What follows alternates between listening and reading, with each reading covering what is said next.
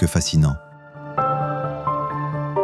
Mais il existe des endroits où l'histoire chuchote, où les pierres parlent et où le silence semble chargé de sens. L'un de ces lieux est, sans aucun doute, Rennes-le-Château.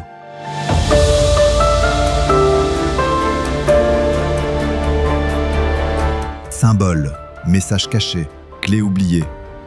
Depuis plus d'un siècle, Rennes-le-Château fascine, interroge et résiste.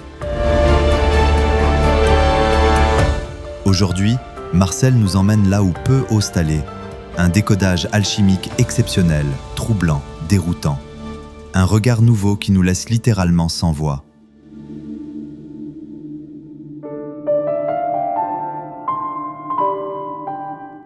Merci à vous, les abonnés, les auditeurs, les chercheurs de vérité. Ici, nous sommes des aventuriers de l'âme. Nous ne cherchons pas à être des héros. Nous sommes les légendes de demain. Si les mystères vous appellent, abonnez-vous et ouvrez, avec moi, le portail des secrets. Salut à tous et bienvenue sur le portail du secret. Et aujourd'hui, on va faire une émission assez spéciale puisque j'ai l'honneur et le plaisir de vous présenter Marcel qui m'a contacté il y a, je ne sais pas combien de temps, il y a à peu près un mois. Ouais, trois bonnes semaines, j'imagine ça, ouais. Ouais, tout à fait. Et puis qui me dit, tiens, il y a quelque chose sur Rennes-le-Château que j'ai découvert un petit peu sur une église qui se trouve du côté de chez moi. Et donc il m'a envoyé un petit peu ce qu'il fait, ce qu'il a étudié un petit peu. Et vous allez voir, c'est quelque chose d'assez étrange parce que ça laisse beaucoup de curiosité et beaucoup de questionnements. Donc voilà. Je te laisse te présenter pour les auditeurs qui ne te connaissent pas. Ok, bon, bonjour à tout le monde. Donc, Marcel. Voilà, ça se dit le marchand de sel. Voilà, marchand avec un T, parce que c'est une petite marche aussi. Qu'est-ce que je peux raconter n'importe quel kidam sur cette planète. Parcours professionnel, on peut parler de ça. Donc moi, j'étais dans la restauration du patrimoine pendant quelques années. J'étais maçon 20 ans et j'ai passé 10 ans dans la restauration. Donc j'étais plus spécialisé dans les enduits et aussi dans la restauration des fresques. Du coup, une grande partie de l'œuvre, c'était de dégager les badigeons du XVIIe, XVIIIe siècle là, qui ont été posés pour faire apparaître les décors originaux du XIIe, XVe siècle, parfois un peu plus anciens aussi. Et puis voilà, du coup, j'ai compris. Du coup, j'ai passé des milliers d'heures dans ces bâtiments-là et j'ai compris à un moment qu'on pouvait œuvrer dans la matière pour la restauration de ces bâtiments-là, mais que ça se jouait aussi sur d'autres plans. Du coup, j'étais un peu intrinsèquement initié un peu dans le monde invisible à la géobiologie. Du coup, j'ai compris les histoires des échanges cosmotelluriques, de ces places particulières. J'ai compris aussi toute la géométrie qui relie aussi tous ces temples avec plein d'autres chercheurs qui ont mis ça en découverte. Du coup, c'était passionnant. Et force est d'observer que quand moi j'arrivais dans ces bâtiments-là, du coup, tout le mobilier souvent avait été enlevé pour laisser place aux échafaudages parce qu'on intervenait sur les voûtes. Donc, il y avait même les menuiseries. Des fois, c'était l'occasion de refaire les retables, etc.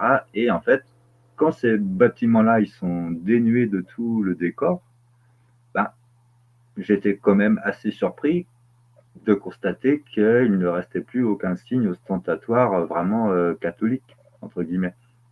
Que tous les chemins de croix, quand on les décroche, ils n'existent plus. Que, en fait, ces bâtiments-là, il n'y a plus que les pierres, les sculptures, l'art géométrie qui pouvaient les faire parler. Voilà. Donc ça, c'était l'expérience professionnelle. Après, je me suis un peu défait la santé, je te passe les détails, mais bon, c'est un métier assez physique, etc. Je me suis cassé un peu les tendons, etc. Donc j'ai dû me reconvertir.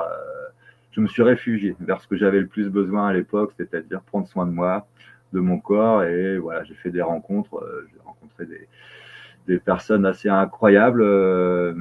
Voilà, des maîtres, on dit ça, des maîtres japonais, qui avait suivi les écoles lui, des arts ancestraux japonais, samouraï, qui a tricoté avec les Shaolin. Voilà, c'est un homme qui a terminé aussi avec les Philippins, ce qu'on appelle les chirurgiens à main nue.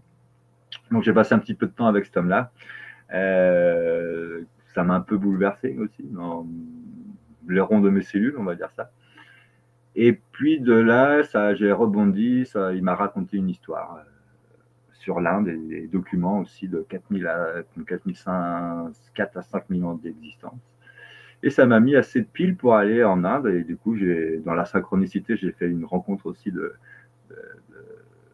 d'un homme. Voilà, je ne vais pas raconter son nom, tout ça, mais c'est l'homme qui s'est occupé de Mère Teresa à la fin de sa vie, quand il était enfant.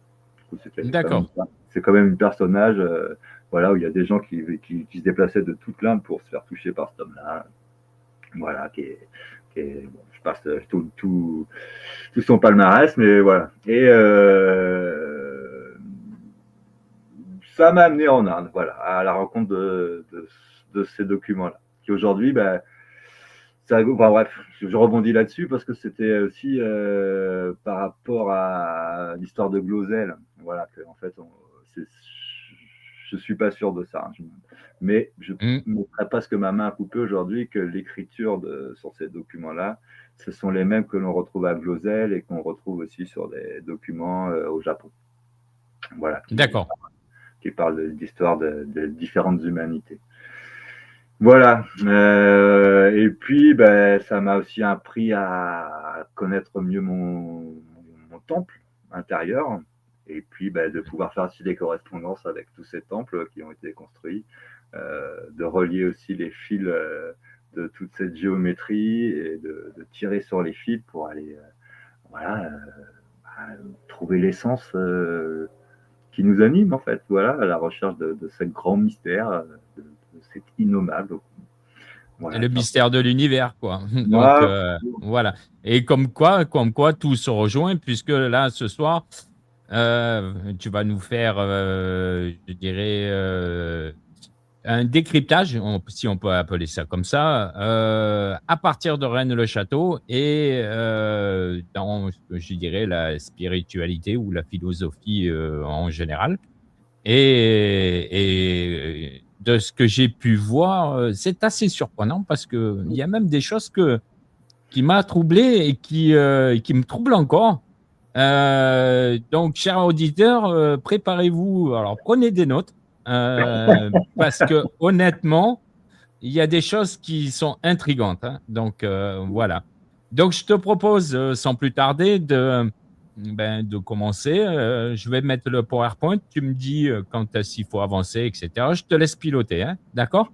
Ok, Allez, on y va. On peut envoyer. Bon, on va faire ce petit déroulé.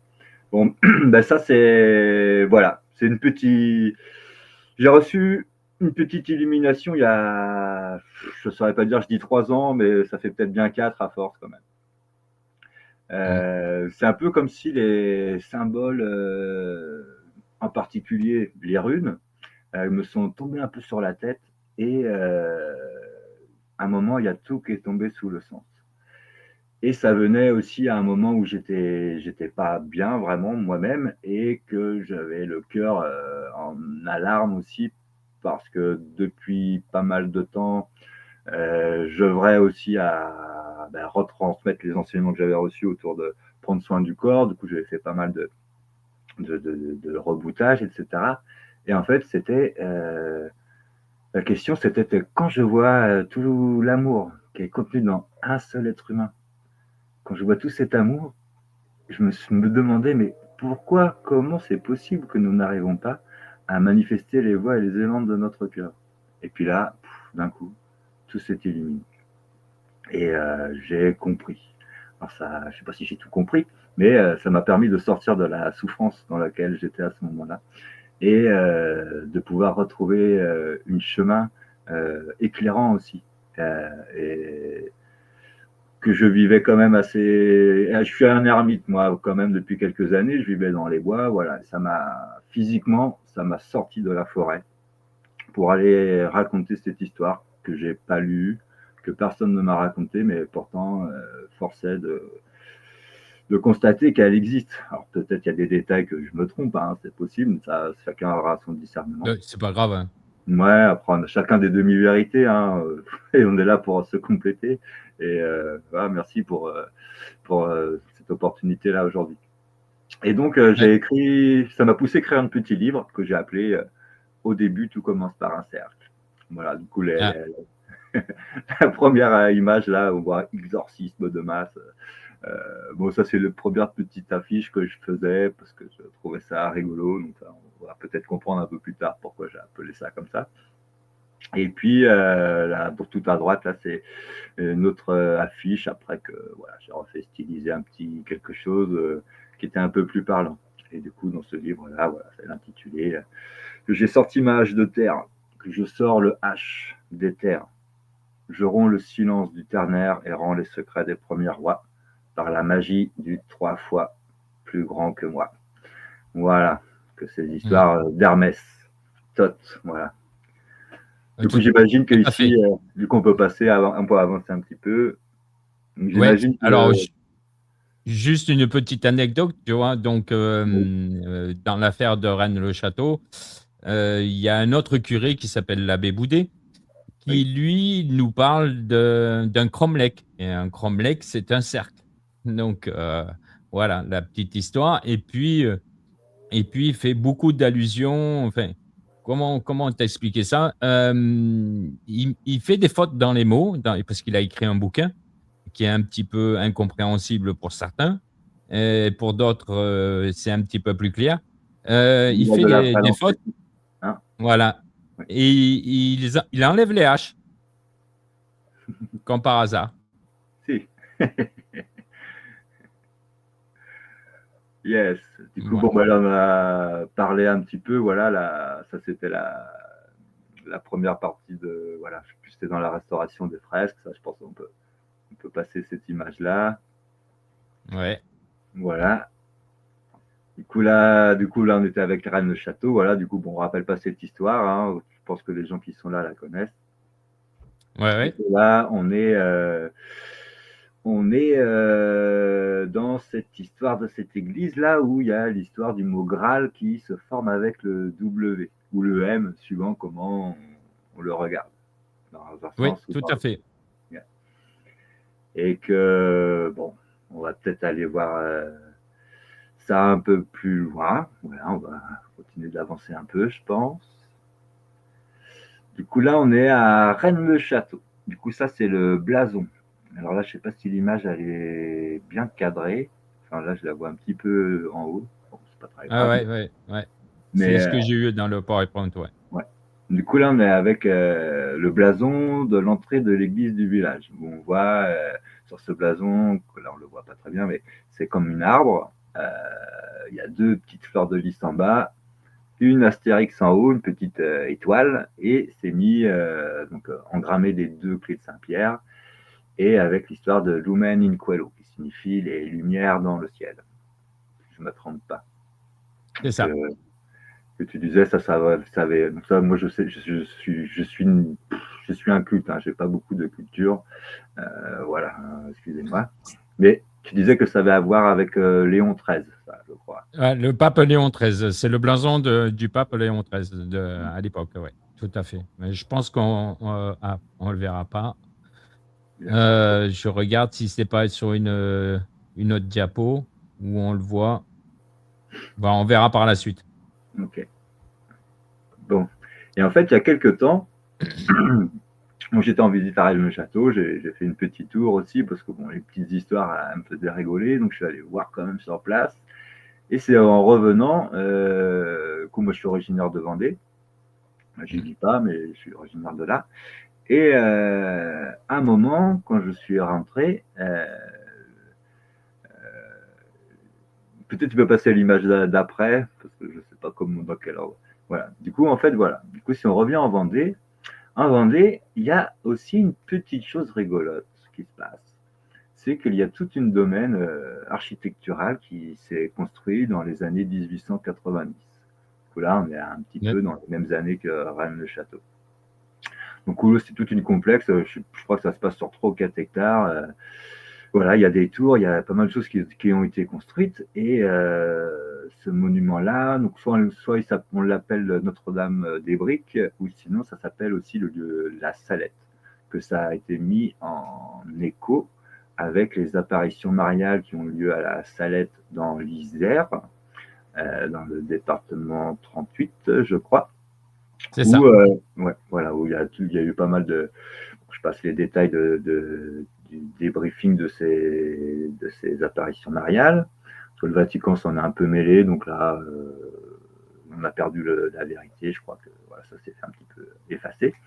Mais il y a eu quand même assez de force et de résonance pour que en Isère, ils construisent aussi toute une église, qu'il y a eu des processions, etc. Je crois que c'est dans les années 46, quelque chose comme ça, 1946. Me semble, oui. Et que là, on retrouve un bâtiment qui fait écho à cette apparition mariale en Vendée, avec toute une complexe architecturale qui est sortie du bourg aussi. C'est à quelques encablés du bourg de la Rabatelière. Et je pense ça. Et donc, c'est l'histoire. Alors peut-être tu peux. Et en fait, j'ai compris que ce curé-là, il est né dans ce petit village où j'ai grandi. Je crois que c'est une 20-25 km de distance. Et en fait, et du coup, il s'est retrouvé là-bas. Et il y a pas mal d'histoires autour de ce curé qui est resté, on m'a dit, un peu plus de 30 ans en service et que c'était pas coutume de laisser un curé autant de temps au même endroit. Voilà. Mais apparemment, il y avait peut-être des problèmes de communication avec sa hiérarchie, etc. Donc peut-être qu'ils ont préféré le laisser là pour qu'il ne fasse pas trop de bruit. Je ne sais pas ce qui s'est passé exactement. Mais toujours Comme par est-il que, hasard, ouais. oui, toujours est-il qu'à sa mort, bon là, apparemment, selon les dires, ça c'est une enquête qui est en cours. Hein, voilà, je ne veux pas prendre trop de risques à raconter trop de trucs, mais euh, il aurait commandité quelqu'un pour brûler ses archives. Enfin, ces archives ont été détruites après sa mort. Du coup, voilà, c'est assez rigolo quand même de comprendre ça. Et qu'il n'y a pas longtemps aussi, il y a TF1, je crois que c'est l'an dernier, TF1 a dû faire un petit reportage sur ce site-là. Et ils ont demandé à la personne qui s'occupe du lieu les plans de ce complexe architectural. Et du coup, que lui, il avait déjà vu, mais là, il n'a pas pu remettre la main dessus. Du coup, voilà, il suffit que TF1 demande les plans pour qu'ils disparaissent. c'est une petite anecdote parmi tant Ouais, d'autres. c'est quand même intriguant parce que dans notre affaire à Rennes-le-Château, on fait des références à des tours. Et je vois que là, assez souvent, donc il y a un symbolisme au niveau de la tour. Et je vois que là, ça en est bourré. Et puis encore une histoire où il y a des documents qui ont disparu, etc. Donc, c'est quand même étrange, quoi, Si, comme situation. si, si, si, si. Ouais, ouais, Et du coup, on va peut-être passer à la diapo d'après. ouais. C'est Voilà. phénoménal quand même. Et, et que du coup, bon voilà, du coup, on est toujours sur la même commune, à la Rabatelière. On n'est pas très loin du site qu'on vient de voir avant. C'est à travers Champs, ça doit être à 1,5 km à peu près. Et ce curé, il a fait aménager aussi cette petite chapelle. Du coup, donc là, je Ouais. comprends que c'est en résonance avec un endroit qu'il affectionnait dans l'Anjou, qui a un petit peu la même structure. Et on peut voir, du coup, ça s'appelle la chapelle de la Sainte Famille. C'est rigolo, la Mmh. Sainte Famille. Et Mmh. ou la chapelle du Chêne aussi, je crois, ça porte aussi ce nom-là. Et en fait, on peut voir Duchesne? que la chapelle du Chêne, oui. Ah, c'est intéressant ça. C'est Yeah, un élément qui est très intéressant. yeah. Et que du coup, bah, à l'intérieur de cette chapelle, on peut voir qu'en fait, le bâtiment, il enroule un vieil arbre qui est là. Du coup, là, sur la photo en noir et blanc, on voit l'arbre quand il était encore vivant, mais il est tombé en une tempête en 72, je crois. Et aujourd'hui, il ne reste que le creux là qu'on voit sur l'image de droite. Ça, on est à l'intérieur de la chapelle. Et ce qui est intéressant de voir là-dedans, c'est que le cœur de cet arbre, est dans la partie qu'on appelle le cœur de l'édifice. Voilà, c'est intéressant quand même. Voilà. Tout à fait. On peut passer à la diapo d'après. Donc là, c'est toujours en Vendée aussi. Donc c'est une petite commune à côté, Saint-Sulpice-le-Verdon. On retrouve un petit peu la même chose, où là, c'est le bâti qui est accolé au tronc d'un vieil arbre creux, où le creux de l'arbre fait partie de cet édifice qui est le cœur même de cet édifice. Donc ça, c'est assez rigolo. Après, dans la France, on retrouve beaucoup d'autres. Il y a quelques petits autres édifices qui sont du même sujet, on va dire ça. On retrouve la chapelle du Chêne, la chapelle du Frêne. Souvent, il n'y a plus d'arbres, mais il y a quelque chose qui dit que voilà, ça parle de l'arbre quand même. Et dis-moi, c'est un chêne, ça aussi? C'est un chêne aussi, ouais. Moi, il est mort, hein, le chêne, là. Il fait plus de bruit. Parce qu'il y a, tu vois, il y a une route devant, là. Donc, je sais plus, à un moment, ils ont fait passer une route. C'était une histoire de frontières, de communes. Bon, bref. Une histoire administrative, hein, comme on les connaît. Et en fait, ils ont creusé, là, pour faire la route. Et ils ont, dans ce qui se raconte, ils ont enlevé des racines grosses comme des barriques. Et du coup, l'arbre n'a pas survécu, évidemment, à l'arrachage de ces racines-là. Ouais. Voilà, c'est dommage. La bêtise humaine. Voilà. On dirait qu'il est minéralisé, le chêne, donc il doit être très vieux. Hein. Si. Très bien. On va avancer un petit peu. Allez. Après. Et donc voilà, du coup, le nom de ce curé, c'est le curé Hiléré. Et ce que je disais, il est né à quelques kilomètres de là, dans le village de Venanceau, en Vendée. Et on peut retrouver sur le fronton de l'église de ce village une copier-coller quasiment de ce blason qu'on retrouve à Rennes-le-Château. Donc ça, ce qu'on disait, c'est que voilà, moi, comme j'ai travaillé dans ces monuments-là, j'ai quand même une petite œil assez aguerri ou averti sur les sculptures, tout ça. Bon, je n'ai pas tout vu non plus, hein, mais ça m'a paru assez rigolo de constater ça, que je n'ai pas remarqué ailleurs. Peut-être que ça existe, peut-être des auditeurs pourront me dire « Ah oui, ça existe aussi là ou là », mais je n'ai pas remarqué, moi, de mon vivant, la même chose encore sur d'autres édifices. Ça doit exister, non, il doit y en exister peut-être, mais moi, je n'en ai pas vu non plus. Hein. Honnêtement, dans tout ce que j'ai recherché, je n'en ai pas vu. Mais peut-être qu'il en existe aussi. Yeah. Du coup, aujourd'hui, ça, c'est une village qui est... Bon, c'est une désastre, ce village. Ils ont tout écroulé, les vieilles pierres. Voilà, il va rester que l'église bientôt dans ce village d'origine. Mais bon, voilà, parce que ça se fait avaler par la grosse ville qui est à côté de la Roche-sur-Yon. Et puis, voilà, bon, bref. Je te passe les histoires de mairie, etc. Mais bon, là, ils ont défoncé tout le village. Il ne reste plus une pierre portant l'âme des anciens dans cette partie-là. Voilà. Quand même un financement assez clair pour détruire ce village. J'ai juste une question. Ce village se situe où exactement, je dirais, approximatif au niveau de la carte de France? Ça se situe en Vendée, c'est juste à côté de la Roche-sur-Yon. C'est entre la Roche-sur-Yon et Esnay, en Vendée. Parce que ce qui serait intéressant, alors peut-être que c'est pas du tout ça, j'en sais rien, savoir où est-ce qu'il se trouve par rapport au méridien de Paris. On est loin. On est loin de la méridienne. On est loin? Ouais. Là, on est sur la Vendée, c'est côté ouest, c'est juste en dessous la Loire de la Bretagne. Voilà, d'accord. C'est la petite butte là, avant la Loire, juste en dessous Nantes, puis après on arrive en Bretagne. Voilà. Est-ce qu'on est loin à la Bretagne? Donc, est-ce qu'on est loin de Rouen? Tout est relatif, hein. Mais oui, on est quand même assez loin de Rouen, oui. D'accord. Non, c'est pour situer un petit peu l'endroit parce que je dis ça par rapport, je dirais, à certains éléments qu'on retrouve dans le livre de l'abbé Boudet qui nous amènent du côté de... Il nous renvoie sur du côté de Saint-Malo où il y avait un endroit qui s'appelait Alette, une cité d'Alette, et à côté de Rouen, qui à l'époque s'appelait Condat. Okay. Donc, savoir si c'est un petit peu dans la région. Pas Pas vraiment. Pas vraiment. On peut pas dire ça. Non. Donc oui, c'était un coup dans l'eau, c'est pas grave. Ça arrive. Ça va, faut essayer. Ouais, On va avancer. ouais, OK. Déjà. Donc du coup là c'est pour faire le comparatif. Justement du coup à gauche là on est avec le blason de Rennes-le-Château et à droite de Venanceau. Du coup on peut Ouais. remarquer voilà qu'on retrouve cet arbre, on retrouve les deux fleurs de lys.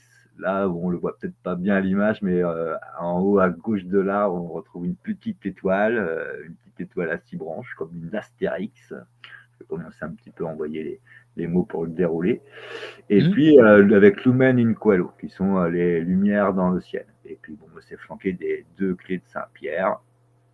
Voilà. Que, là, quand même, il y a une belle Ah, ressemblance.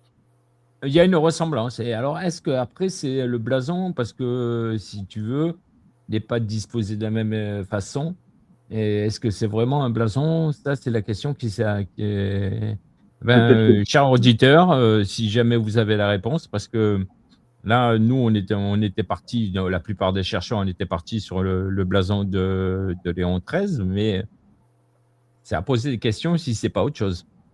yeah. Mmh. Après, blason, c'est peut-être pas le mot qui est adapté. Une armoirie ou voilà, une estampille. Bon, voilà. Enfin, c'est sculpté là C'est sur ce. intéressant, Ouais. c'est Bon, intéressant. là donc c'est pour raconter à peu près voilà d'où je parle, voilà, ce qui m'amène aussi ici avec toi. Tout à fait. Bon, je crois qu'on peut avancer encore. Donc, peut-être l'image d'après, c'est un agrandissement, voilà, pour voir d'un peu de plus près. Ouais, Voilà. tout à fait. Donc, comme ça, les auditeurs peuvent voir un petit peu ah oui, je la vois bien, l'étoile là. Oui, L'étoile à 6 voilà. branches, mais elle Non, est à l'envers. je sais pas si c'est à l'envers, une petite étoile toute simple, une Mais il astérix. y a les 3 pics qui sont en bas, ça veut c'est inversé. Donc, c'est un pentacle, mais inversé, hein. Oui, bon, après, on va pas rentrer dans ces détails de géométrie là, mais Mmh. oui, si tu le vois comme ça, ok, on va laisser libre cours à l'imagination. Ouais, tout à fait. Yeah. Ok, on va avancer une petite diapo. Ouais. Tac. Voilà, l'hermétisme. Ok, bon, bah, on peut-être, oui, donc là, c'est faire une petit rappel, peut-être pour des auditeurs qui arrivent là. Je pense que c'est important de faire une petit rappel, se mettre d'accord sur les liens de l'hermétisme qu'on va faire. Je vais synthétiser tout ça parce que déjà, moi, je suis pas un Voilà. grand expert non plus. Hein. Je n'ai pas lu tous ces livres-là, de tous ces alchimistes-là. J'ai un regard intérieur là-dessus. Et bon, bref, on va lire le grand livre de la vie. Du coup, hermétisme, bah, déjà, on peut remarquer quand même que, on parlait de cette lettre M, on a un débat avec ça, que hermétique, si on enlève le M de ce mot-là, il reste quoi? Il R reste, et éthique. voilà, tout simplement. Du coup, quand on enlève le M du mot hermétique, il reste hérétique, Mmh. clairement. Voilà, le M, c'est une lettre c'est le début de magie, c'est une lettre magique. Avec le M, on peut faire tous les mots, on peut faire les mots. C'est-à-dire les mots, c'est le pluriel de mal. Les mots, Mmh. ça fait mal. Si je le prends chez les Espagnols, on va dire palabras. Du coup, c'est presque, c'est parler sous les arbres. Palabras. Parler les paroles des arbres, les parler sous les arbres. Si je vais chez les Allemands, c'est le mot Wort, qui est W-O-R-T. Si Mmh. je retourne dans le jeu des miroirs, le W, j'ai le mot mort qui apparaît, M-O-R-T. Peut-être que, comme disait l'ami Léo Ferré, les mots, c'est comme les armes, ça tue, pareil. Et si je vais chez les Anglais, alors là, j'ai le mot Word, W-O-R-D, qui si je retourne ce W de la même manière dans le jeu du miroir, j'ai le mot mort aussi qui apparaît, mais avec un D. comme mordre plus fort. Voilà, comme s'il y a faut mordre un peu plus fort. Et c'est aussi le mors, c'est cet appareil c'est un instrument qu'on met aux chevaux pour les Oui, chevaux. C'est vrai. Du coup, ouais, tout à fait, ouais. ouais. Du coup, le cheval, c'est el caballero, c'est la cabale. Le cheval, c'est la cabale. C'est Ouais. vrai. Du coup, donc là, on est un petit peu avec la langue celtique. Du coup, si je me réfère on va voir tout à l'heure un petit peu les runes, mais si je me réfère la langue celtique et que je mets un petit peu de l'eau là-dedans, du coup, le son de l'eau avec les runes, ça va être le son L. Voilà. Si je mets une petite son de l'eau dans ce word, j'ai le mot world qui peut naître, le mot qui signifie monde. Le monde. Voilà. Et que le monde, c'est une M et ce sont des ondes. C'est un mouvement de toutes les ondes qui amène à la manifestation de verbes et la création. Voilà. Et que c'est rigolo, parce que le M, c'est quand même la 13e lettre de l'alphabet. Voilà. Ouais. Du coup, il y a plein de petites histoires et des jeux de mots où c'est très étroit, voilà, avec lequel on va rigoler. Et le M, on le retrouve aussi, ce symbole, chez les runes, qui se trouve à la 19e position dans l'agencement de 3 par 8. On va peut-être revenir un petit peu là-dessus après. Et du coup, ce M, il symbolise, dans la langue celtique des runes, ça symbolise le cheval. Du coup, on est bien avec une histoire de cabale aussi. Voilà, c'est rigolo. Oui, oui, oui. Bien. Intriguant. C'est là. Enfin, c'est là. Je peux rien. Du coup, de cette rune du cheval, elle symbolise le mouvement. En fait, ça symbolise la différence de potentiel qui va engendrer le mouvement. Le mouvement, c'est la vie. Voilà. Oui, Le tout à cheval, fait, ouais. le voyage. Bon, on va avancer un petit peu. Du coup, bon, voilà, on est avec les histoires d'Hermès. Du coup, on parle d'Hermès ou Thoth, le 3 fois très grand.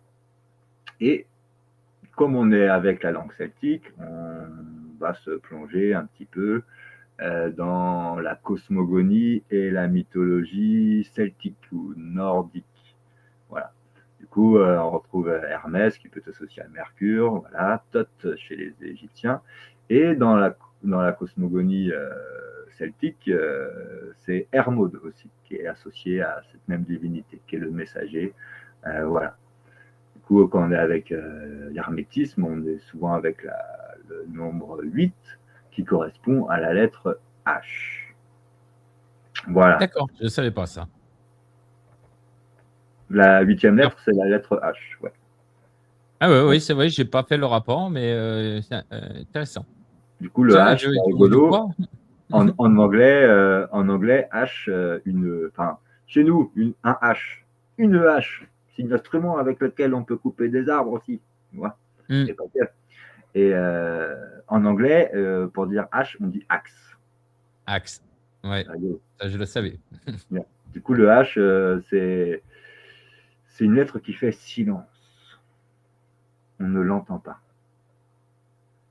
Quand on vient mettre un C, le C de coupe, le C de cœur, voilà, le C de cerise aussi, pour rigoler.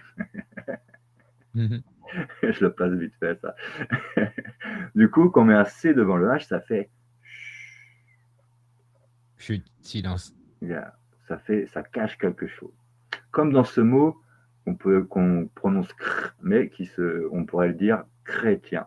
Ça fait retiens.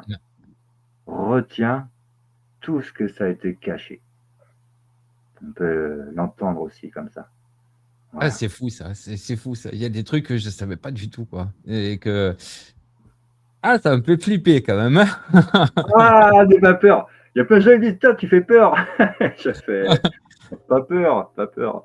Voilà. Ah, Du coup, on peut avancer une petite diapo en plus, là, voilà. Comme quoi, hein. Et ah oui, peut-être. Bon, tu peux revenir en arrière, pardon.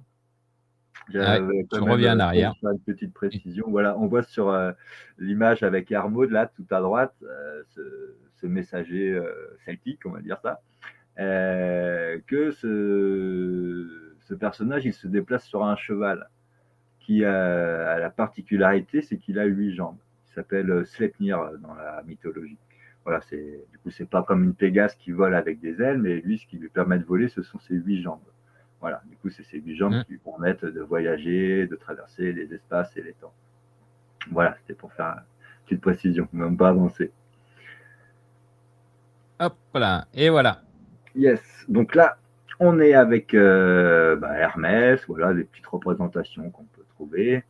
Et là, j'ai mis en lumière ce qu'on appelle le jugement des âmes, avec l'histoire d'Isis et d'Osiris, où c'est la balance de maths, que quand les défunts arrivent, on vient peser leur cœur, on met leur cœur sur un plateau de la balance et il est comparé à la plume de maths. Et voilà, si ton cœur est plus léger que la plume de maths, c'est une ascension, mais si c'est plus lourd, pouf, là, tu te fais manger par le crocodile et on retombe dans des cycles de matière, etc. Et tout à droite, on voit Thoth, le scribe des dieux, qui écrit, voilà, du coup, gardien des lettres, des mathématiques, voilà, de différentes sciences. Bon, il y a une panel indescriptible, cette divinité-là, Thoth. En vieux François, on parlait de toutes les choses, quand on voulait dire toutes les choses. On disait, wow, toutes les choses. Voilà, Thoth, c'est tout, pratiquement. Ouais, je me rappelle de ça, oui. Bien. Voilà, je crois qu'on peut avancer un petit peu. Du coup, là, on est avec le 3. Donc, comme on est avec Hermès, le 3 fois très grand, on va se pencher un peu sur le 3. On va refaire une petite leçon mathématique pour ceux à qui on n'a jamais mis ça en évidence. Du coup, on peut remarquer que si on fait l'addition des 3 premiers nombres, 1 plus 2 plus 3, c'est égal à 6. Et en fait, la multiplication de ces mêmes nombres vont donner le même résultat, 6 également. Du coup, c'est ce que je peux appeler, moi, une multiplus. C'est-à-dire que l'addition de ces nombres-là va être égale à la multiplication. Du coup, c'est assez remarquable seulement avec ces 3 premiers nombres, aucun autre. L'axe de ce trio, c'est le numéro 2. Le 2, qui, additionné ou multiplié par lui-même, et ça c'est remarquable seulement avec ce chiffre-là, ça va donner le même résultat, soit 4. Voilà. Alors, quand on dessine une 4, je vais essayer de... c'est là je vais faire un petit dessin, mais si je dessine un 4, en fait, je dessine une croix. C'est un peu comme le 7. Là, je ne sais pas si je vais pouvoir le faire voir. Si tu me dis si ça se voit, voilà, ça c'est une 4. Je le dessine. Attends, je vais agrandir l'écran, bouge pas. Tac. Yeah. Et du coup, si je me mettais à vouloir finir ce symbole-là, du 4, je pourrais retrouver une petit symbole qui fait ça. Ouais. Voilà. Du coup, qu'on appelle une svatiska. Je pourrais faire la même chose avec le 7, et du coup, on aurait dans un sens évogire et dans un sens dextrogire. C'est deux sens différents. Donc, si on veut mettre un sens à l'un ou à l'autre, du coup, le 4 et le 7, c'est un petit peu des croix qui tournent dans un sens et l'autre dans l'autre. Voilà, pour faire remarquer ça. Voilà, 3, on remarque, voilà, juste le mot, il y a le mot roi dedans. Du coup, il y a le T qui peut représenter toutes les choses, ou le tau, la première lettre du tau, qui est la 22e lettre de l'agencement phénicien, de l'hébraïque aussi. On dit que c'est la première croix, le tau. Le tau ça, c'est intéressant. Qui peut aussi symboliser le T qui symbolise un peu la balance, comme on a vu là avec l'histoire de la balance de maths. Et il y a le mot roi dedans, et il y a le petit S. Le S qui siffle des fois les secrets ou les silences, voilà, ou des sourires. Du coup, roi. Alors là, on va peut-être parler de... Je vais revenir souvent avec le mot roi. Là, comprendre qu'on va sortir du contexte des formes pensées qui peuvent accompagner ce mot avec des histoires de monarchie absolue, voilà, des envies folles de décapitation, tout ça. On va sortir de ce contexte-là. Quand je vais parler de roi, on parle un petit peu de R-O du I. C'est le héros de soi-même, être le héros de son I, de C'est ça, soi-même. ouais. Yeah. Mm. Du coup, c'est une histoire de souveraineté. Roi, c'est souverain. Voilà, simplement, sans rentrer dans les détails. Voilà, la troisième lettre, c'est le C. Le C de coupe, de cœur, de cap. Et quand on fait une transfert chez les Grecs, c'est le son G de gamma, la lettre G. Voilà. D'accord. Une petite remarque, mais voilà. Je pense on va avancer un petit peu. L'image d'après. Donc là, je remercie l'ami Laurent. Du coup, une homme que je n'ai pas rencontré encore, mais un jour, il m'a transmis cette image-là et bon, ça vient encore assez boulonner tout ça. Et du coup, par rapport à la lettre 8, qui est le nombre H, ou l'inverse, parce qu'on peut compter avec des nombres, mais on peut aussi compter avec des lettres. Et on peut faire l'inverse, on peut compter avec des lettres et compter avec des nombres. Là. Je suis, ouais. Yeah. Du coup, le 8 et le H, c'est connecté. Et en fait, 8, ça a à voir avec, dans toutes les langues, là, quasiment, enfin, toutes celles qui sont décrites, et c'est pas exhaustif, cette liste-là. Mais on peut voir que, voilà, en français, 8, si on remplace le H par le N, on a le mot nuit. En allemand, c'est Art, Nacht. Voilà. En anglais, eight, night. Bon, là, on pourrait rigoler avec night, les chevaliers aussi. Voilà. En suédois, Arta, Nata. Il y a une correspondance, Ocho, Noche, voilà, avec le N qui vient parler du mot nuit. Voilà. Du coup, il y a seulement en français où on voit cette position où le H vient remplacer le N dans le mot nuit ou le 8 dans le mot H, ou l'inverse plutôt. Voilà. Du coup, c'est intéressant. Voilà. Du coup, 8 et nuit, c'est connecté. On va passer à l'image d'après. Et tout ça, ça me parle parce que c'est le N, le H, tout ça, on le retrouve dans cette affaire, dans Rennes-le-Château. Et comme le chiffre 22, et cetera, quoi. Donc on retrouve pas mal de choses dans l'affaire de Rennes-le-Château, quoi. Yes. C'est intéressant. Yeah. Ça me donne des pistes.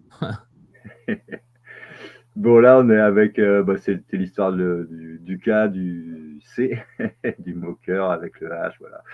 Et, bon, ça, c'est une petite décryptage, hein, c'est pour rigoler. Voilà, voilà, nos heures, en fait, on va parler avec un système d'agencement de runes. Donc, les runes, on pourra en parler 3 semaines, et voilà, il y en a plein, plein, plein, plein, plein. Moi, j'avais essayé de faire des correspondances avec Glosès, différentes écritures, bon, sans vraiment trouver de choses pertinentes. Mais bon, quand même, on peut trouver des petites choses rigolotes. Mais c'est pour dire que voilà, on divise le temps en 3 fois 8 heures et que l'agencement que j'ai choisi, c'est un agencement de 3 familles de 8 runes.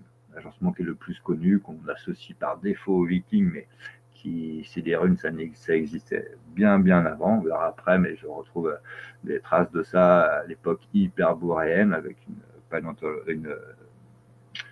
une paléontologue, une anthropologue, pardon, suisse. Mais voilà, donc, je pense qu'on peut passer un petit peu cette image-là. Hop. Voilà, du coup, on va revenir avec le 3 x 3. Donc 3 x 3, on dit le 3 x 13 grand. Du coup, 13, c'est 3. Du coup, ça nous donne 9. 9, c'est égal à 0. Donc là, on va prendre un exemple au hasard. Si on prend n'importe quel nombre, par exemple, je vais prendre le 5. Si je prends 5 et que je l'additionne à 0, je vais avoir 0. Si je prends 5 et que je l'additionne à 9, je vais obtenir 14. Et si je réduis le 1 et le 4, je vais obtenir 5. Et en fait, avec n'importe quel nombre, après réduction, on obtiendra toujours le même résultat en additionnant 0 ou 9. Du coup, Oui. le 9, c'est un nouveau 0. C'est un nouveau cercle. Du coup, c'est presque un nouveau cercle, soit un 10. Du coup, c'est un indice qui, si on se réfère chez les Romains, c'est une croix. Voilà. Ouais. En quête d'indice, du coup, on peut peut-être retrouver aussi cette croix. Voilà. On va aller explorer le nombre 9 avec l'image d'après, comme on a fait avec le 8. Du coup, ça, c'est encore l'ami Laurent. Merci. Du coup, 9, autant 8, ça a à voir avec le mot nuit, que là, 9, ça a à voir avec le mot nouveau et le mot navire dans beaucoup de langages. Et là, c'est pas exhaustif non plus. Mais étymologiquement, 9, c'est nouveau et navire. C'est intéressant. Du coup, on comprend que la lettre, la troisième voyelle, c'est le I. Et le I, c'est la 9e lettre aussi, pour mettre le contexte. Du coup, I, c'est presque un 9, c'est presque un bateau aussi, c'est presque un navire. D'accord. Du coup, on va avancer un petit peu après, l'image d'après. Donc là, on est avec l'ami Christophe Carlier, voilà, que je n'ai pas rencontré. Voilà, on s'était échangé 2-3 petits trucs à une époque. Après, bon, il n'y a pas eu de suite, mais c'est OK. Mais je kiffais ses travaux. Enfin, moi, quand j'ai découvert, je me suis intéressé un peu à le château pour ces petites raisons-là. Je suis tombé sur les vidéos de cet homme-là et j'en ai vu d'autres aussi. Et mon sens, cet homme-là, c'est une chirurgien. C'est incroyable. Ah oui, je suis d'accord avec toi. Ouais, j'adore la vision de cet homme-là et je remercie les travaux là. C'est hyper éclairant. Du coup, il nous parle de toutes ces histoires de N. Du coup, c'est l'histoire du H et du N, du 8 de nuit. Du coup, quand on a un N, ça parle de retournement, de quelque chose qui s'inverse aussi. Voilà. Du coup, on va garder ça un petit peu dans un petit coin de notre tête. Et on va continuer. Voilà, on va regarder la diapo d'après. Avancer gentiment. Donc là, ça, je mets ça parce que ça, c'est super beau. Ça, c'était bon, c'est peut-être déjà obsolète. Quoique, peut-être qu'on est encore en 2025. Voilà, peut-être que si par exemple septembre est 7, octobre est 8, novembre est 9, décembre est 10, janvier est 11, du coup, février sera 12 et si on pousse au 13e mois, on aura le mois de mars, qui est le mois du bélier. Voilà. Oui. Mars, bon, après là, on va passer un petit peu après. Mais là, on peut remarquer que la somme des cubes des 9 premiers nombres est égale à 2025. Quand même. Donc ça, c'est assez fou. Du coup, ça n'est pas arrivé. La dernière fois que c'est arrivé à la puissance 2, c'était en 285. Ça arrivera à la puissance 4 en 15 333. Puis après, moi, j'ai arrêté de compter parce qu'on ne sera plus là pour le voir. Mais vibratoirement parlant, 2025, ça correspond à la somme des cubes des 9 premiers nombres. Donc là, c'est Olivier Neveu, qui est une alchimiste un petit peu qui autour du corps et qui mêle aussi avec la médecine chinoise, voilà, qui est bien connecté aussi à la Chine. Donc, il m'a donné cette information-là. Un jour, je t'ai rendu voir. J'étais déjà assis quand j'ai reçu ça. J'ai fait waouh, ok. Et que si on fait la réduction des cubes, voilà, des résultats des cubes, on obtient une suite de nombres de 1, 8, 9. On obtient une suite de 3 fois 189. Et là, 3 fois 189. Ouais. Du coup, on pourrait raconter pas mal de choses sur 189, mais selon le codex, un codex de l'empereur Kangxi, qui est une empereur qui a régné de plus longtemps en Chine dans les années 1650, là, autour de ça, pendant qu'ici, on vivait une période d'inquisition. Voilà, je ne suis pas historien, mais on va admettre ça, que du coup, selon le codex de cet homme-là, 189, ça signifie grand. Du coup, on est avec 3 fois le mot grand. Du coup, 2025, c'était quand même associé à l'année d'Hermès, Thoth, le 3 fois très grand, quand même. Ouais. Ah, c'est fou. Ah, c'est fou. Hein, c'est la magie des nombres. C'est comme ça. Voilà. Donc ça, c'était pour marquer aussi un petit peu, voilà, pour remettre dans le contexte. Voilà. On va passer à l'image d'après. Donc là, on va rentrer un petit peu. On a déjà commencé un petit peu à regarder ça, mais c'est l'histoire du langage des oiseaux. Du coup, là, on va faire. Voilà, j'ai fait un petit jeu là de l'intelligence de l'âme vs Artificial Intelligence. Et on entend beaucoup parler du grand reset. Oui. Pour reset, c'est rigolo. Parce que tout ça, c'est une sister. Donc, je n'ai pas retrouvé cette sister là qui m'a laissé ça. Je n'ai pas retrouvé ça, mais bon, elle se reconnaîtra. Et je la Grand Reset, c'était qui avait parlé du Grand Reset. Comment il s'appelle C'est pas non. Si. Je sais plus. Bon, peut-être que les auditeurs nous le diront. Ouais, ça c'est sorti. C'est sorti du forum de Davos, tout ça. Le forum de Davos. Des histoires de pierres qui ont disparu, voilà, qui prévoient une reset. Mais bon, reset, voilà, on peut faire l'association du dieu Ré et du dieu Set. Voilà. Du coup, voilà. Peut-être c'est l'heure de réunir aussi ces deux forces en équilibre en nous. On va pas, voilà. Du coup, ça, c'est introduire un petit peu le langage des oiseaux.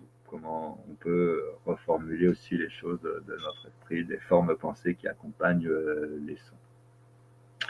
On va passer à... Et juste pour un petit truc, c'est que honnêtement, c'est le premier, enfin, depuis ce que j'ai vu, peut-être que d'autres ont vu des choses, mais c'est le premier à parler de ces choses-là. On n'en trouve pas beaucoup sur Internet, on n'en trouve pas, quasiment pas, quoi. C'est quand même impressionnant, quoi.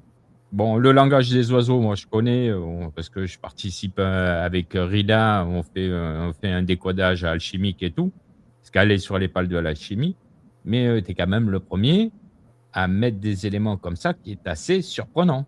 Donc, c'est assez intriguant. Donc, il y a des recherches à faire. Si, après, bon, je ne sais pas si je suis le premier, hein, après, j'en sais rien. Il y en a. À en parler, oui. Ouais, voilà. Honnêtement, je suis content. Je suis content qu'on fasse cette émission parce que c'est un regard qui est vachement important. Parce que bon, il faut. Les gens ont peur de ça. Ouais. Tout ce qui est hermétique, machin, tout ça, c'est une mauvaise connotation parce que c'est caché, c'est dangereux, c'est le mal incarné, etc. Alors que c'est pas du tout ça. Mais voir qu'il y a des choses tellement cachées qui sont là derrière, c'est surprenant, quoi. Ouais, je ne saurais pas répondre à ça. Pour moi, c'est une évidence. Voilà, je comprends des fois. Voilà, j'essaie de m'adapter aussi à. Voilà, j'en sais rien. Pour moi, c'est une évidence aussi. Hein. Et à un moment, je me suis rappelé un peu plus profondément de qui je suis, de là où je viens. Je me suis tourné dans cette direction-là. Et que, voilà, tous mes sens aujourd'hui. Ouais, mais ça, je ne vais pas expliquer. Je n'aurais pas. Enfin, tout de suite, là, il faudra une émission spéciale. On ne va pas épiloguer là-dessus. Ouais, tout à fait. Ouais. Mais en fait, dans le langage des oiseaux, bon, on connaît Patrick Bernsteinas, voilà, qui a ouvert ces voies-là au commun des mortels, on va dire ça. Oui. Et que l'histoire du roi, c'est un peu ça, hein, c'est R-O-2-I. Là, on est aussi un petit peu qu'une décryptage plus dans les symboles eux-mêmes à l'intérieur des mots, mais on peut jouer aussi avec les mots. Et voilà. Oui, tout à fait. On pourra avancer la diapo d'après, je pense. Du coup, le langage des oiseaux. Du coup, on connaît tous ces histoires d'Astérix et d'Obélix. Oui. Bon, si on le refait. avec les sons. Astérix. Je le dessine en Mm. même temps sur l'écran. C'est cette petite étoile. Mm. Oh, Bélix, n'est-ce pas? Eh bien, de ce symbole, on peut se faire une idée fixe. Ce petit chien qui n'aime pas qu'on coupe les arbres. Mm. Là, je pense que tu peux avancer la diapo d'après. Parce que on pourrait parler de Ramos, le druide, dit Ram le bélier aussi. Du coup, là, je vous invite à regarder une partie des travaux de cet homme Oleg de Normandie, voilà, qui n'est pas souvent cité, mais quand même qui amène des lumières particulières aussi dans cette époque-là, et on peut le remercier pour ça. Peut-être qu'il y a des choses qui... Peut-être que je serais heureux de lui transmettre ce qui va suivre après. Voilà. Mais qu'il y a toute cette histoire de Ramos, voilà, qui donnera le mot lama au Tibet. Ça donnera le mot lama au Tibet. Ça donnera le dieu Rama en Inde. C'est le dieu que des fois on retrouve avec des cornes de bélier. Ram le bélier, ça signifie ça. Ça donnera aussi le mot Ramsès, jusqu'à la Ra, jusque même à l'île de Ré, sur la côte atlantique. Voilà. Et cet homme-là, il a un frère dans la légende, hein, après, il partira civiliser ou pacifier le monde. Hein, je ne sais pas comment on pacifiait le monde à cette époque. Hein, je ne suis pas là pour juger tout ça. On peut juger, mais je ne suis pas là pour condamner. Et son frère, lui, sera parti de l'autre côté de la planète pour aller faire la même chose de l'autre côté. Et c'est Kuchulan, je crois, le nom de son frère, qui donnera les légendes du dieu Quetzalcoatl et de Viracocha dans la partie des Amériques. Voilà. Mm-hmm. Du coup, on pourrait parler tout un moment de cette là. Après, on va passer à la diapo d'après. Parce que de Ramos le druide jusqu'au dieu Pan. Voilà, on pourrait, bon, certains certainement parleraient mieux que moi, mais le dieu Pan, on retrouve aussi une ville en Égypte à l'effigie du dieu Pan. Voilà, je sais plus comment ça s'appelait. Enfin bref. Voilà, je vous laisse les discernements et faire des petites lignes. Mais le dieu Pan, voilà, c'est ce dieu aussi bouc, bélier, voilà, qu'on peut associer aussi à l'Arcadie, avec ce fameux tableau de Nicolas Poussin, Et in Arcadia ego. Mm-hmm. Voilà. Du coup, de Ramos le druide au dieu Pan, l'image d'après. Et c'est Christophe Carlier qui en parle du dieu Pan, ouais. Ouais. Du coup, on peut faire toute une panorama de cet Astérix-là, de ce X-là. Voilà. Et c'est ce qu'on va faire. Du coup, là, je remercie aussi les créateurs de cette bande dessinée parce que ça permet de faire une raccourci exceptionnelle. Là, qui vont éviter 3 semaines de débat sur ce qu'on va ramener juste après. Mais ça nous ramène à l'image d'après, qui est ce symbole-là qu'on retrouve dans pas mal d'édifices, qui est le chrisme. Voilà, cette Astérix, cette Obélix, cette idée fixe de Ramos au dieu Pan, ça nous donne cette image-là. Des fois, on retrouve flanqué de l'alpha et de l'oméga de l'autre côté, et on retrouve le rho au-dessus. Là, on voit sur la première image, c'est un petit R des fois. Des fois, on voit une petite S aussi. Du coup, ça, c'est un symbole qu'on appelle le chrisme, qui, de là où je parle, j'associe ça aux Mérovingiens, qui sont la première dynastie des rois de France, quand même, des ROI. Et que le principe de l'alpha et l'oméga, voilà, c'est l'histoire qu'il y a un début, il y a une fin, il n'y a pas de début, il n'y a pas de fin.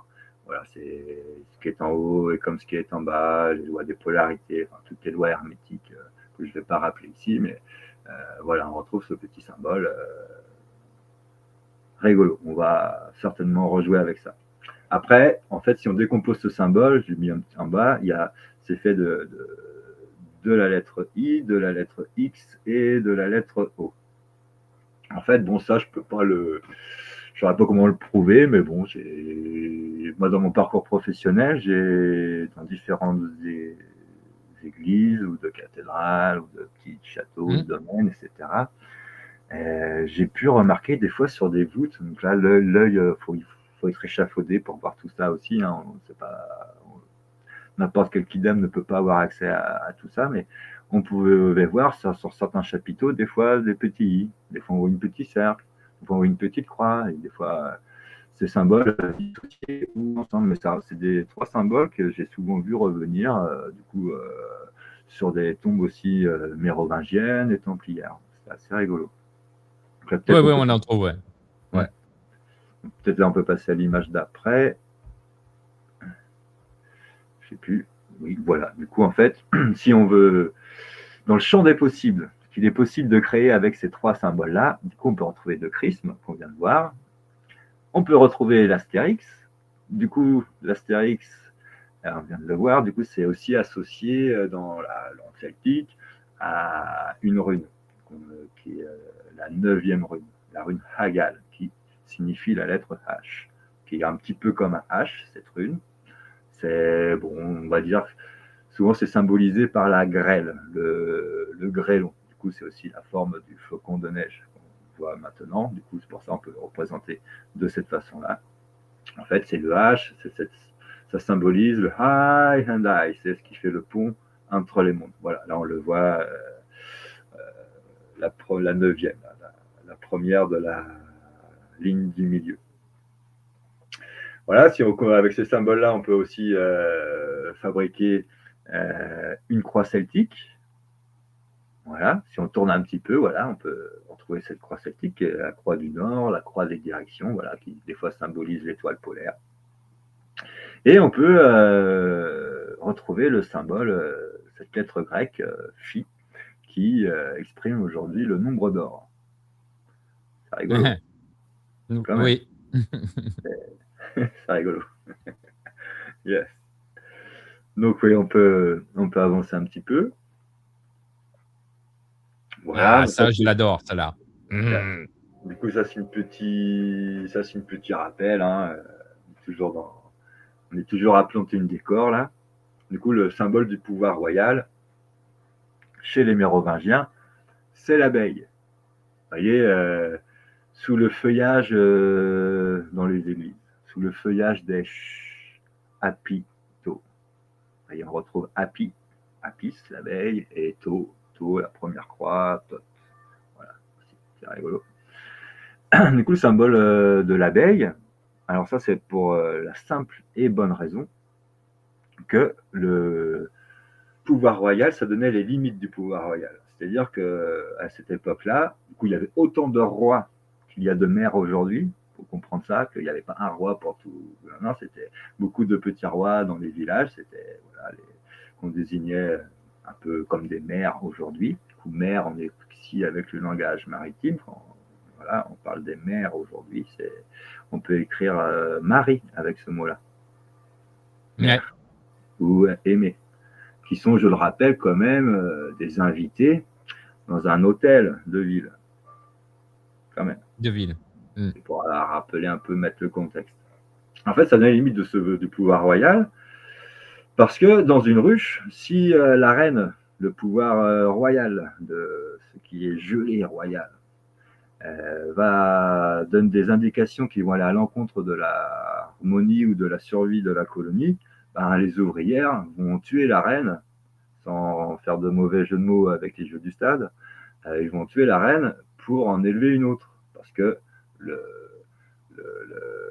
l'intelligence collective prône sur la bêtise de 1. Voilà, simplement. C'est des valeurs un peu qu'on a perdues aujourd'hui, ça, on peut remarquer. Ouais, ça nous servirait bien aujourd'hui, ouais. Mais comme ça s'affiche par roi vraiment, ça se déguise en un faux roi qui veut être président, du coup, on ne sait pas si. Ouais. mais pas que.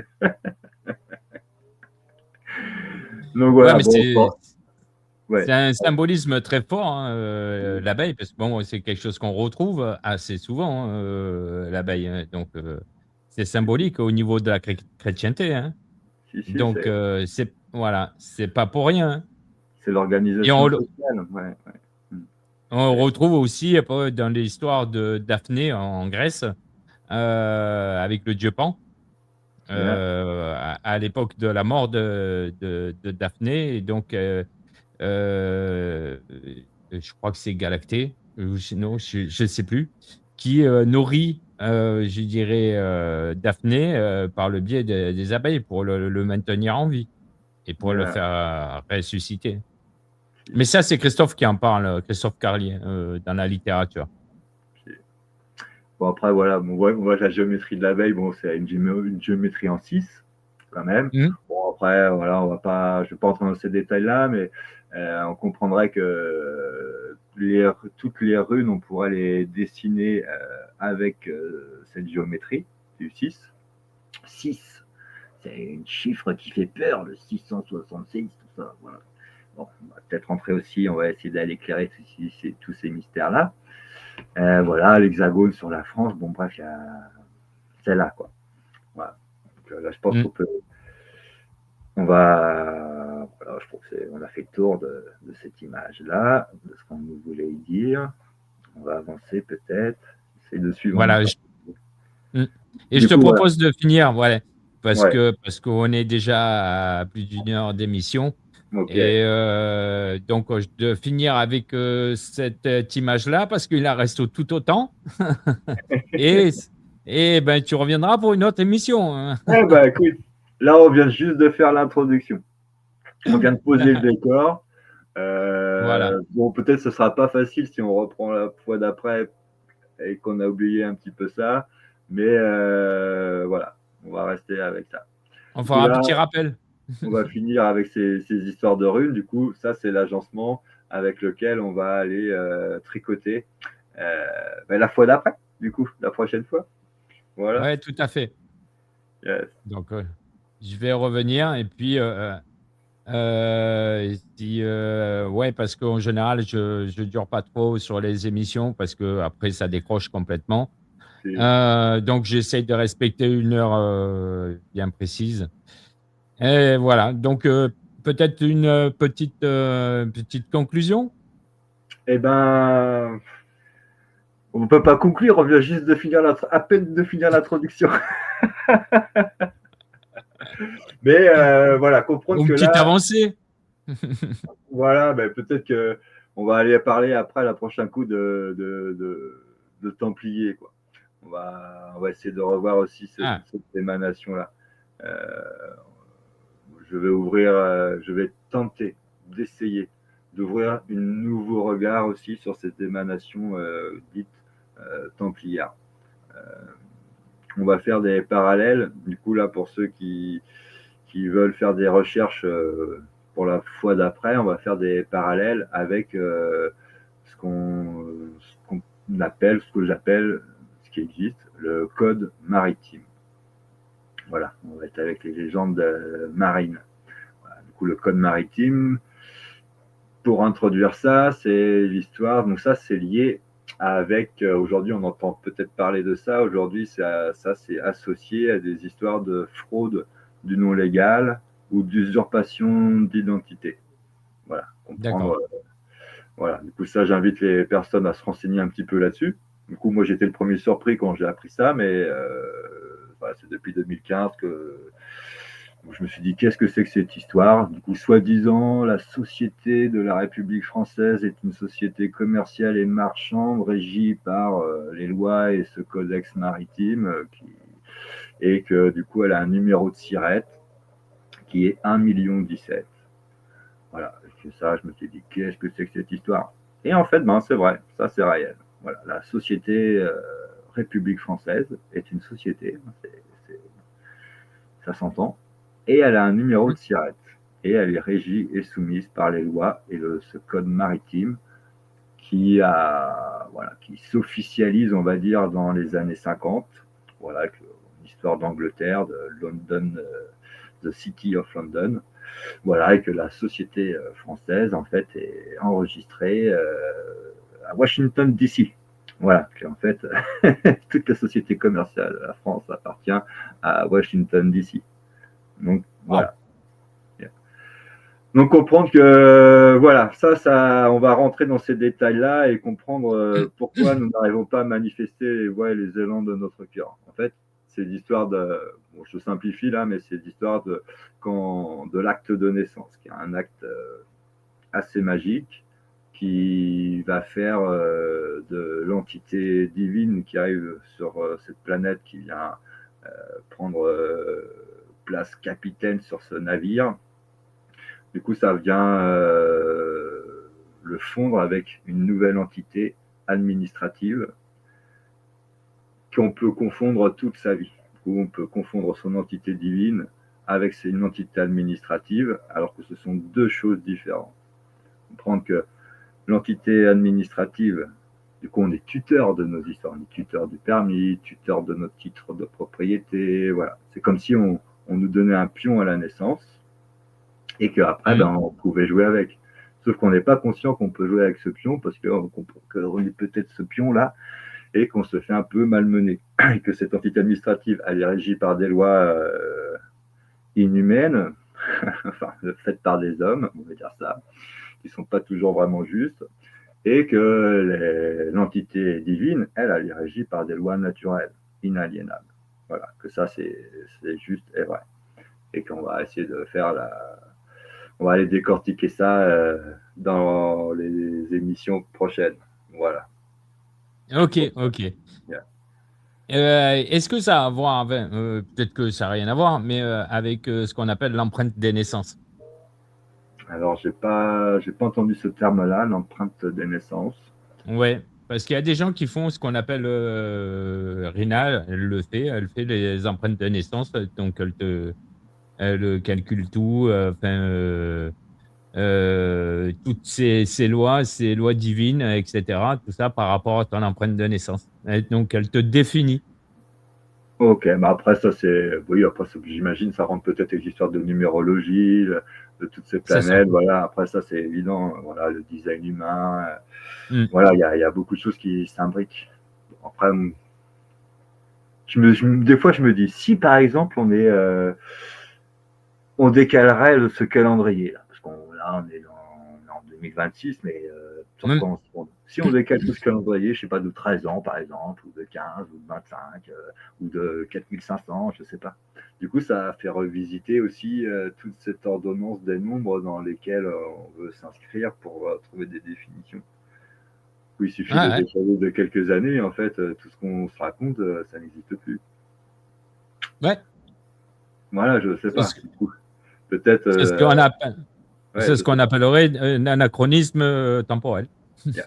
Après, ce qui bouge pas, et je pense que c'est sur ce quoi c'est calé, c'est l'agencement des planètes et le cycle cosmique. Mm. Voilà. Du coup, il suffit de se réadapter un peu tout ça, et voilà. Et peut-être que ça a été ajusté. Bon, ça, j'ai pas la science de ça. Mais... Ah ouais, ben c'est tout ce qui est le sujet de l'affaire de Rennes-le-Château. C'est ça. Ça touche l'astrologie, l'astronomie, les couleurs, les nombres, la géométrie sacrée. Tout ça, c'est présent à Rennes-le-Château. Et de ce que tu as parlé, je pense que les chercheurs vont faire quand même la relation. Il y a beaucoup de choses qui reviennent, qu'on retrouve justement, dans les lieux de Rennes-le-Château, tout autour de Rennes-le-Château. Il y a tous ces symbolismes-là sont présents. Donc, c'est fabuleux quand même. C'est intéressant. Ça va peut-être ouvrir des pistes à des prochaines recherches. Hein, ouais. Et mine de rien. L'idée, c'est que ça puisse augmenter aussi, que chacun puisse augmenter sa propre histoire. Voilà. Moi, j'ai quelques clés à distribuer, hein, et bon, je mets un petit goutte Ben, d'eau à amener. c'est sympa. Yeah. C'est Même si sympa j'ai parce que l'impression que c'est un océan, mais voilà. je sais, Yeah. il n'y a pas beaucoup de personnes qui veulent partager. Tu sais, c'est très prisé. L'histoire de Rennes-le-Château, il y a des chercheurs qui ne se mélangent pas, hein, donc, et qui ne veulent surtout pas mélanger. Et qui vont même se dénigrer, mais d'une puissance de 1000, quoi, Si, au lieu de partager. Ouais. si. Ben, j'espère Donc, qu'après après la fin qu'on on aura été au bout de cette histoire, j'espère que ça donnera assez de substance pour retrouver aussi ce que j'appelle les lois de l'égout. Voilà, qui sont engrammées là aussi dans une sagesse infinie. Voilà, et que peut-être aussi c'est l'appât du gain matériel. On cherche une trésor matériel et que ça, voilà, avec les dernières centaines de millénaires là qui sont arrivés, c'est quelque chose à laquelle on est fixé. Mais pour moi, comprenez, je ne suis pas une spécialiste des trésors enterrés. On va comprendre peut-être à suivre, mais voilà, on va parler d'un autre trésor aussi. Voilà. Tout à fait. Celui-là, il est vachement plus important. Et que ça répond aussi que j'ai rencontré. Je n'ai pas encore rencontré physiquement cet homme-là, mais j'espère bientôt. Attends, que je me rappelle. Voilà, je ne dise pas des bêtises parce que je vois tellement de monde et les prénoms et tout ça.